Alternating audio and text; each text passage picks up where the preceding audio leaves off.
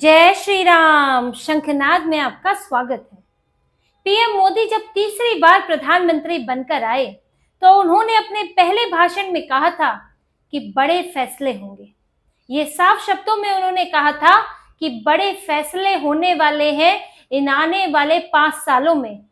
तब इस मौलाना गैंग ने, कम्युनिस्ट लिबरल गैंग ने, विपक्षी भारत विरोधी गैंग ने ये नहीं सोचा था कि ये बड़े फैसले कौन से होंगे। इन्होंने सोचा था यूसीसी आ जाएगा, एनआरसी आ जाएगा और क्या बड़े फैसले होने वाले हैं। लेकिन कुछ महीनों बाद आ गया वक्फ संशोधन बिल, जिसके बाद ये पूरे मौलाना गैंग के होश उड़ गए, क्योंकि पीएम मोदी ने, भाजपा सरकार ने एक बड़ी चोट दे दी इन लोगों को जो कि लैंड जिहाद कर रहे थे, जो कि भारत की जमीनों पर कब्जा करने में जुटे हुए थे और उससे भ्रष्टाचार की कमाई खा रहे थे।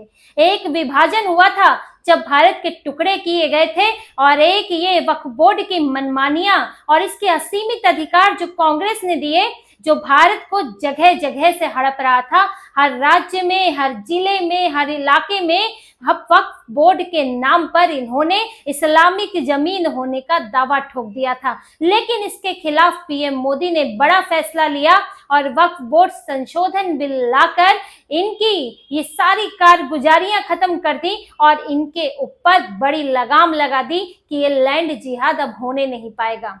और जब इस पर ये चर्चा हुई, ये लोकसभा में, राज्यसभा में चर्चा हुई, तो आपने देखा होगा कि इसमें कुछ शब्द सभी, लगभग विपक्ष के सभी सांसद बोल रहे हैं।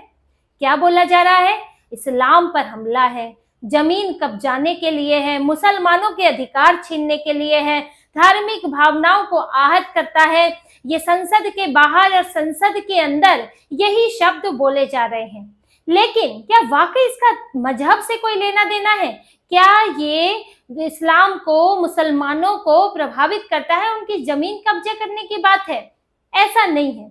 इसका धर्म से कोई लेना देना नहीं है। यहाँ जिसे ये संशोधन बिल चुभ रहा है और जिसको चुभाने के लिए लाया गया है, वो है इस वक्फ बोर्ड के माध्यम से भारत की जमीनों पर कब्जा करने वाले और उससे लाखों लाख की कमाई करने वाले, भ्रष्टाचार करने वाले और इन लोगों को पोषित करके वोट कमाने वाले। सिर्फ इन्हीं लोगों को तकलीफ हो रही है। ये वक्फ बोर्ड संशोधन बिल का मजहब से, इस्लाम से लेना देना नहीं है, मुसलमानों से लेना देना नहीं है। ये तो वक्फ बोर्ड के नाम पर हो रहे लैंड जिहाद और भ्रष्टाचार को रोकने का एक तरीका है। और इसीलिए तकलीफ हो गई है मौलाना गैंग को, जो इनकी वक्फ बोर्ड की मैनेजमेंट कमेटी में बैठकर मजा उठा रहे थे, करोड़ों करोड़ रुपयों की कमाई हो रही थी। अब उनकी तकलीफ बढ़ गई है कि अब ये सब खुलेआम नहीं हो पाएगा, क्योंकि वक्फ बोर्ड संशोधन बिल में 5 ऐसे बदलाव किए गए हैं, 5 ऐसे संशोधन किए गए हैं जिससे यही सब लोग कांप रहे हैं कि अब जब ये पास हो जाएगा तो फिर क्या मुसीबत खड़ी होगी। क्योंकि सिर्फ पास होना संवाद नहीं है, इनके लिए समस्या वक्फ बोर्ड संशोधन बिल पास होना नहीं है। समस्या ये है कि जब उसमें जो बदलाव हुए हैं वो धीरे धीरे लागू होना शुरू होंगे तो ये जो लाखों लाखों की प्रॉपर्टी है, लाखों एकड़ की जमीन है, वो हाथ से खिसकती जाएगी। 8,72,000 की प्रॉपर्टी है इस वक्फ बोर्ड की और 9,73,000 एकड़ की जमीन है, जो कि पाकिस्तान से भी बड़ा इलाका बताया जाता है। वो सब इनके हाथ से खिसकने लगेगा, क्योंकि इसकी अधिकतर प्रॉपर्टी विवादित है और इस विवादित प्रॉपर्टी का इंतजाम अब किया गया है। जो ये खुद को ईश्वर बनाकर बैठे थे कि हम ही दावा करेंगे, हम ही फैसला करेंगे, हम ही सब कुछ हैं, जैसे कि अनुराग ठाकुर ने भी कहा, ना खाता ना बही, वक्फ कहे वो ही सही। तो यही हाल था और कांग्रेस ने बदलाव कर करके इसकी शक्तियां इतनी बढ़ा दी कि कोर्ट से भी ऊपर इसका हाल हो गया। और अब जब इस पर नकेल कसी गई है तो इन्हें दिक्कत हो गई है। जो इन्हें सबसे पहले दिक्कत हो रही है, जो सबसे बड़ा बदलाव इसमें है, वो है जिला कलेक्टर की जो शक्तियां बढ़ाई गई है कि वक्फ बोर्ड का जो विवाद होगा, जो प्रॉपर्टी का विवाद होगा, चाहे सरकार के साथ हो चाहे निजी तौर पर किसी के साथ हो, उसका फैसला जिला कलेक्टर करेगा, ये वक्फ बोर्ड नहीं करेगा। अभी से पहले इनका क्या मामला था? ये क्या करते थे? वक्फ बोर्ड ही खुद दावा करता था कि ये फला जमीन जो है वक्फ की है। अब उस पर वो अगर सरकार की है, किसी और की है, तो वो इस पर अपना दावा करता था कि नहीं, ये तो जमीन हमारी है। अब इसकी जांच कौन करता था? वक्फ बोर्ड ही इसकी जांच करता था, जमीन किसकी है। फैसला कौन देता था? वक्फ ट्रिब्यूनल फैसला देता था। यानी कि अगर आपकी जमीन पर किसी ने कब्जा किया है, वही जांच करे, वही फैसला करे, तो फैसला क्या होगा ये कोई भी सोच सकता है। तो यही मनमानी चल रही थी, आप उसके ऊपर अपील नहीं कर सकते, आप कोर्ट जाएंगे, लेकिन उसकी भी सीमाएं हैं और उसमें भी पाबंदियां हैं, जिसके ऊपर भी बात करेंगे। लेकिन ये जिला कलेक्टर की जब से ये प्रावधान लाया, उससे जो है इनकी परेशानी बढ़ गई है, क्योंकि अब इन्हें जिला कलेक्टर को साबित करना होगा कि ये जमीन हमारी है। अभी तक ये सिर्फ दावा करते थे, और जिस पर दावा करते थे वो बेचारा साबित करता था कि नहीं जमीन हमारी है, वो कागज दिखाता फिरेगा, इन्हें कागज नहीं दिखाने। ये क्या कहते थे कि नहीं ये जमीन तो हमें फिरोज शाह तुगलक ने जो है वक्फ कर दी थी, बाबर ने, हुमायूं ने, अकबर ने, ये सब जमीनें जो है तब की हमको जो है वक्फ की हुई है, ये हमारी, यहाँ कभी नमाज पढ़ी गई थी, कभी मदरसा था, कभी जो है मस्जिद थी, तो ये हमारी हो गई। वक्फ बाय यूजर में भी यही करते थे ये लोग। तो ये इसके कारण दूसरों पर बड़ी परेशानी होती थी कि अब आप साबित कर रहे हैं आपकी है कि नहीं, और फैसला भी नहीं करना है। लेकिन अब जिला कलेक्टर इसका फैसला करेंगे और इनको साबित करना होगा कि ये जमीन इनकी है, दस्तावेज दिखाओ भाई। फिरोज शाह तुगलक ने एक अब जमीन जो है जो वक्फ की थी, इसका दस्तावेज दो। हुमायूं ने कब वक्फ की थी, बाबर ने कब वक्फ की थी, इसके दस्तावेज दो। दस्तावेज तो है नहीं, कितनी जमीन की थी उस समय पर, क्या उस वक्त यहाँ पर क्या था, ये सब चीजें अब आपको देना पड़ेगा। लेकिन अब तो है नहीं, तो इसलिए डर लगा हुआ है। जबकि ऐसा नहीं कि प्रावधान सिर्फ इनके साथ है। गृह मंत्री अमित शाह ने बताया है कि हिंदू के भी मंदिर को लेकर अगर कोई विवाद होता है, यानी मंदिर की जगह को लेकर विवाद होता है, तो फैसला करता है जिला कलेक्टर। ये सब कलेक्टर के हाथ में होता है। दूसरों की जमीनों पर भी विवाद का फैसला कलेक्टर के हाथ में होता है, फिर आगे कोर्ट या दूसरा तरीका आप अपना सकते हैं। तो इन्हें कलेक्टर से क्या समस्या है? आप कहेंगे तो सरकार का आदमी है। अब आप कोर्ट जाएंगे तो कोर्ट भी तो सरकार का हिस्सा है, यानी लोकतंत्र का हिस्सा है, तो कोर्ट पर भी आप आरोप लगा सकते हैं। ये तो वैसे भी लगाते हैं कोर्ट पर आरोप। और अगर आप ये कहते हैं कि ट्रिब्यूनल फैसला लेगी, तो वो तो वक्फ का हिस्सा है। जब यहाँ सरकार का आदमी सरकार का साथ दे सकता है, तो वक्फ का आदमी वक्फ का साथ क्यों नहीं दे सकता? इस पर तो सवाल नहीं खड़ा होगा। तो यानी कि बातें बेमानी है। जिला कलेक्टर जब दूसरे फैसले भी करता है, तो इनके फैसले भी करेगा। और जब जिला कलेक्टर फैसले करेगा, तो देखिए अगर सरकारी संपत्ति होती है तो जिला कलेक्टर उसकी जांच करेगा, सर्वे करेगा, उसके बाद इनसे दस्तावेज मांगेगा, उन दस्तावेजों की जांच करेगा। अगर सब सही पाया जाता है तो फैसला होगा कि ये किसकी है। वक्फ की भी हो सकती है, और जिसकी है सरकार की है या किसी निजी व्यक्ति की है तो उसकी हो सकती है।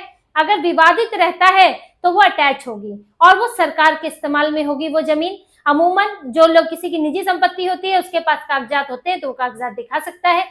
और साथ में जांच ये भी होगी कि जमीनों का फायदा कैसे उठाया जा रहा है।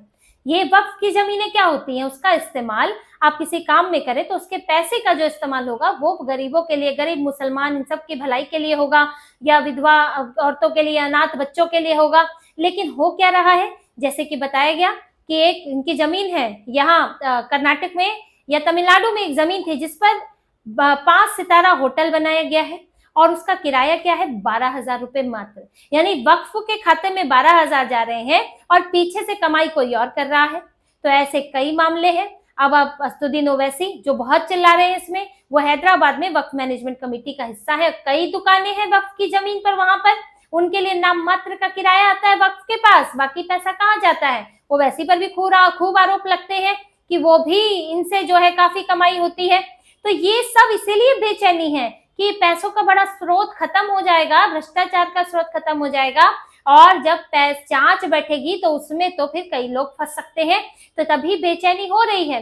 और देखिए दूसरी इनकी समस्या क्या हो रही है, डिजिटलाइजेशन किया जा रहा है। यानी कि आपके पास जो जमीन है, वक्फ जिसे अपनी जमीन मानता है, उसके पूरे के पूरे दस्तावेज जो है डिजिटलाइज किया जाए।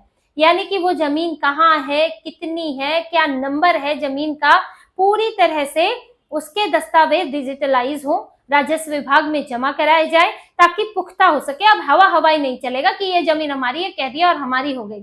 और इसी में वक्त फंसा हुआ है।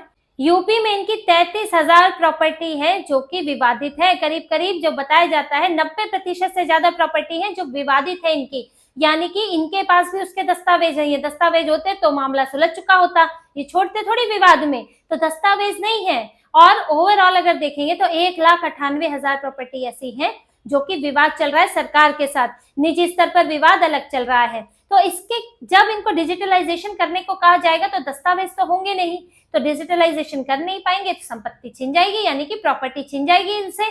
देखिए तीसरा जो एक इनके लिए बहुत मुश्किल पैदा करने वाला है वो है वक्फ बाय यूजर। ये भी कांग्रेस की देन है। वक्फ बाय यूजर जो इनके पास हमेशा से नहीं था ये अधिकार, ये तो इनको बाद में कांग्रेस से मिला है। और इसमें ये लोग क्या करते हैं वक्फ बाय यूजर में कि अगर कहीं पर इस्लामिक प्रैक्टिस हो रही है, यानी कि कहीं दरगाह है, मदरसा है, मस्जिद है, तो वक्फ की संपत्ति हो गई। जैसे कि जो हिमाचल की संजौली की मस्जिद है जिसका विरोध हो रहा था, वक्फ ने अपनी संपत्ति घोषित कर दिया उसे, जबकि मस्जिद कमेटी ने इसका विरोध किया। और इससे मुसलमान ही परेशान है कि ये मुसलमानों की जमीनें हड़पने में लगे हैं, मस्जिदें मदरसे हड़पने में लगे हैं, कि उसको वक्फ की संपत्ति कह देते हैं क्योंकि वहां इस्लामिक प्रैक्टिस हो रही है। इसीलिए कई मुस्लिम संस्थाएं हैं जो दूसरे अहमदिया, बोरा, पसमंदा मुसलमान है, वो सब परेशान है, इनके संगठन आके शिकायत कर रहे हैं क्योंकि इन्होंने मुसलमानों को भी नहीं बख्शा, उसकी जमीन से भी फायदा उठाने की कोशिश में लगे हैं। तो ये वक्फ बाय यूजर का ये जो कंसेप्ट था वो खत्म हो गया। अब ऐसा नहीं होगा कि कोई भी इस्लामिक पर्पस से इस्तेमाल हो रही जमीन वक्फ की हो जाएगी, क्योंकि जैसे ही कोई जमीन वक्फ की हुई तो उसका फिर कोई और इस्तेमाल करना, उस पर दावा करना बड़ा मुश्किल होता है। फिर उसका इस्तेमाल सिर्फ वक्फ कर पाएगा, सरकार की भी परेशानी पैदा हो जाती है। और यहाँ तक की स्थिति ये है, जो धारा 40 इनको दी गई थी कि किसी भी जमीन पर ये दावा कर सकते हैं, अब ये घोषित नहीं कर सकते। पहले ये घोषित कर देते थे, दावा किया, जांच की, घोषित कर दिया कि हमारी हो गई। अब ये दावा करेंगे, साबित इन्हें करना पड़ेगा। जैसे सरकारी प्रोजेक्ट रुकाने के लिए ऐसा होता था, गुजरात में ऐसा हुआ है कि अब सरकारी प्रोजेक्ट रुकवाना है तो क्या किया जाएगा, इस्तेमाल किया जाएगा वक्फ का। वक्फ आएगा, ये हमारी जमीन है, घोषित कर देगा कि फलाना जमाने में फलाना नवाब ने हमारे ये वक्फ को दान दी थी और कोई सबूत देने नहीं है आपने, आप ही की ट्रिब्यूनल है, आप ही पुलिस है, आप ही जो है जज है, तो वहां सरकारी काम रुक जाए, वक्फ से लड़ते रहो, कोर्ट जाने में भी दिक्कत है। तो ये वक्फ बाय यूजर, ये जो घोषित करने का जो इनका था कि हम अपनी मर्जी से घोषित कर देंगे, उस पर अब रोक लग गई है। तो इससे भी इनकी परेशानी बड़ी है। आप देखिए इसमें जो हाई कोर्ट को, इसमें आप कोर्ट में अपील कर सकते हैं, ये कांग्रेस के सांसदों का कहना है तो भाई पहले से प्रावधान था।